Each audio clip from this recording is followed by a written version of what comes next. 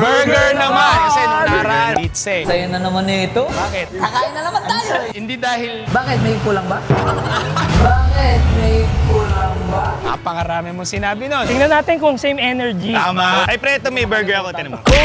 Did you know that burgers originated in Germany than in the US? Pero syempre, hindi pa patalo ang mga Pilipino dyan. We also have our own versions of burgers here in Metro Manila. So watch until the end and let's see which burger store can compete worldwide. Angel's Burger! Ang pinakamasarap. Ay, ganon. May bias ka na naman.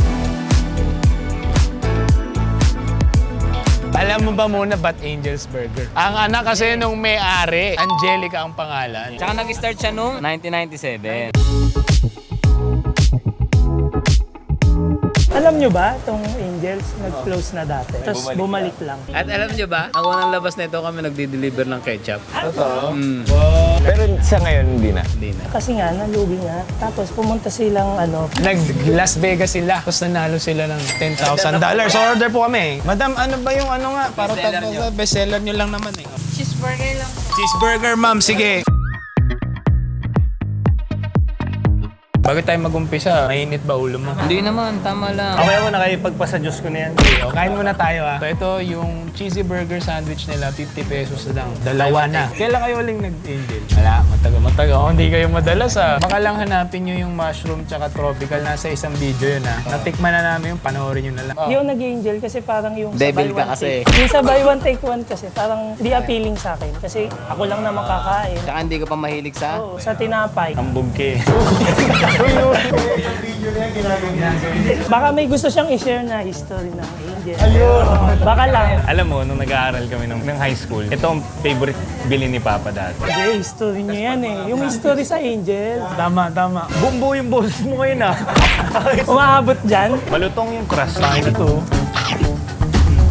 Ano? Sarap ah. Ano siya, yung typical nyo na burger, pero masarap din. Nakamakita nyo, pinipilahan talaga ng commuters dito sa Cubao. Ano yung kinikwento nyo kaninang na-stop? Nalugar. Tapos, nag-Las Vegas yung mag-asawa. Nanalo ng $10,000. Teka, ano nangyayari? Nawawala ako. Mahirap talaga sumunod pag Ayoko magsalita. Yung bumbo talaga yung boss dikit ngayon ah. Dalawa na kaaway mo ngayon. Uy, lagi sila nagsabi. Kanino kakakampi ngayon? Ano lang ako, gitna lang tayo, gitna. Ang sinasabi namin, mag-asawa kasi yung may-ari, tapos nalugi. Bumalik ulit sila. Doon na nag-buy one take one. Kamusta naman yung burger, pre? Sarap. Pero masarap nga siya, lalo yung may cheese. Ang alam ko, yung mga negosyo nila, pinapangalan nila sa anak nila. O alam ko yung cholo eh, gutuhan. Tapos yung pangalawa, bulaluhan naman. Anong pangalan? Hindi ko na maalala eh. Di ba si Angel? Akala ko, siya yung magmamana nito. Hindi. Sino? Cholo ang presidente. No? Maganda yung story nito ah. At si Angelica, may business. Kasama yung mga pinsan niya. Ang pangalan, Pat Cassie. So sa value para sa akin, goods to. Lasa okay. Gusto ko rin itry yung mga hotdog nila, yung mga sandwich. Wait lang, may add ako para siya dalang wala. Di ba sobrang daming issue ng Angel's Burger, yung mga kumakalat na ano, hindi siya OA na nagba-viral. Kasi di ba, buy one take one na nga lang. Mag-expect ka pa. Tsaka yung marketing nila, pang-amoy. Hanapin mo talaga eh, no? Kaysa sa katabi mo. Oy! Speaking of amoy, naamoy kaya tong next? Minute Burger! Ew! Batawa kita! Oy! Maglayo nga kayo! Nakakapag-minute burger ba kayo? Oo naman. Paano kaya? 2 a.m. cravings. Masarap yan, pre, kasi kahit mura, meron siyang gulay. Ang kalaban niya dati is Burger Machine. Ano ba ang nauna? Burger Machine. Naunang Burger Burger Machine ng isang taon. 1980s to eh. 1982. Alam niyo ba pre na yung same company na may-ari ng Clover Chips, sila rin may-ari niyan.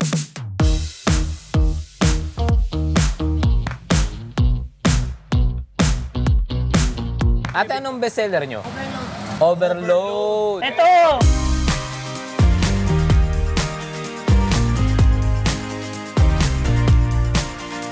Anong baon mo dyan? Ang bangko ko lang dito eh. Kalaman ng aking kaibigan. Ayan! Sa kanya talaga to. Bakit ba minute burger pare? Minute burger yan kasi mabilis lang. Within the minute, no pare? Mabilis na siya lutuin. Isa sila sa mga naunang naglabas ng buy one take one. Kasi yung order ng ano eh, ice chocolate. Kamusta? Ano lasa? Sakto lang, yung dahil nga natira eh. Akala ko lasang kahapon. Tikman natin! Pare, parang kumpara naman sa kabila, mas malaman to. Magkano to? 126 Isang binayaran eh. Kasama tong ano ah. kasama na yung drinks. May egg, may gulay, may cheese, may patty. Hoy, teka lang, antayin nyo kami. Sarap. malaman, mas malasa. Tsaka meron siya kasing meron siyang coleslaw, may gulay. Gawang Pilipino to, pare. Yun. Hindi namin pinag-aaway-away. Yung sa Minute Burger, inspiring. Kasi, di ba yung burger machine, hindi nakapag-adapt. Oo. Sila, buhay pa din. Alam ko, nakikita ko yung social media nila active. Pero nakakatuwa, no? Ang Minute Burger for me, kala ko, recently lang nung nagka-Angels. 1980s pa pala siya. Ano daw parang humina ito in a while. Tapos lumakas ulit siya nung inopen nila mag-franchise. Psychology sa marketing. Sinadya nilang madami kang pagpipilian. Kasi daw parang gusto nila i-cater lahat. Parang kahit pumunta ka lang, may mapipili ka daw. 24 hours din to, no? Kung mamimili kayo, madaling araw. Angels sa Minute. Saan ka ngayon? Angels ako. Minute burger. Minute ako eh. Angels ako kasi, ang sarap ng hotdog nila. Minute Burger. Beast Burger naman tayo ngayon. Iniisip ko dati dito pre kay Mr. Beast. Kahit ako, marinig ko pa lang eh. Si Chef Carlo ang may-ari ng Beast Burger. Nang pag-mix up ko siya kasi nagka-issue talaga yun, yung company na yun, kaya nawala. Kaya akala ko ito yun, tas nag-solo na lang without Mr. Beast. Anong bestseller nyo? Bestseller po namin umami burger and then truffle burger soup. Ganito na lang ma'am, titikman namin yung umami tsaka truffle.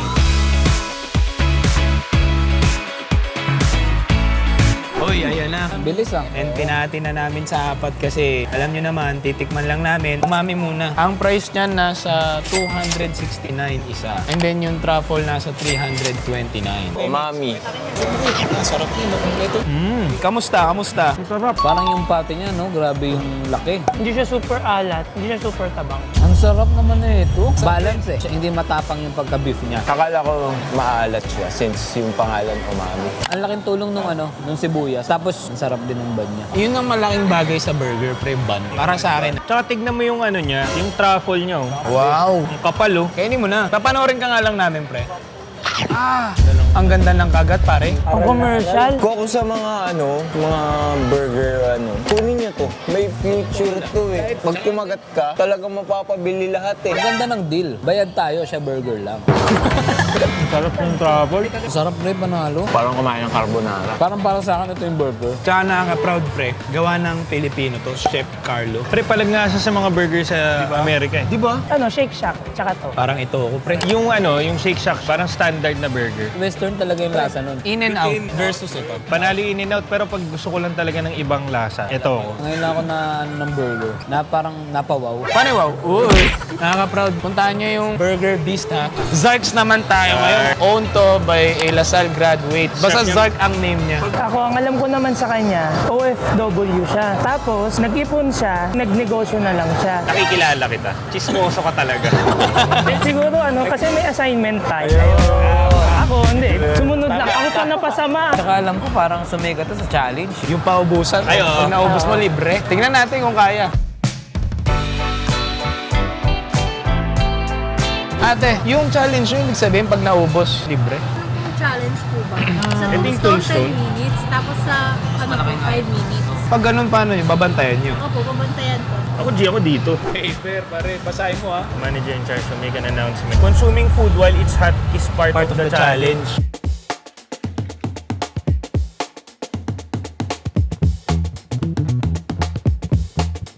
We have a new challenger, Sir Miko. Within 5 minutes po. Pag naubos na yung challenge, okay na po siya with free po. Game na po ba kayo? Game na po. 1, 2, 3, go! Uy! Paano to? Ngayon nga, ito nga. Mauubos kaya ni Miko. Ano kasama to? Ang init ah. Oy, sinausa. Sabi pa niya kanina, kaya naman 5 minutes, matagal yun eh. Bawal daw nalalaglag yung tinga. Bigyan mo sa bulsa yung iba. 3 minutes na. 3 minutes remaining. Hindi kaya. Kaya yan. Huwag kang mawalan ng pag-asa. Kasi. Konting push pa. Push mo. Saan tayo, boss? Kala niyo madali. Ba't mo ba itutuloy kung hindi mo rin pala tatapusin? 2 minutes. Dahil sa tingin mo kaya? Ang bait talaga niya, ate pre. Talagang chichir ka lang niya eh. Ito na, hindi kasi niyo ako kilala eh, no? Clutch Ito ba yan eh? Clutch. Ibang sport pala talaga to. Hindi ko kaya. 3, 2, 1. Hindi ko kaya. Grabe. Thank you, Thank you po. Salamat. Nice G po.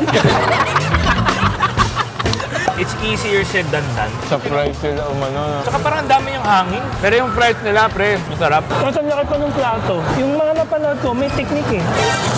Pre, ang challenge nga na gusto ko talaga, yung ano eh, patubuhin mo lahat yan. Nalasahan mo ba? Oo, pre. Masarap naman. Masarap. Tingnan natin. Para lang may idea kayo. Cheers! Mabilis lang. Cheers! Congrats, Miko.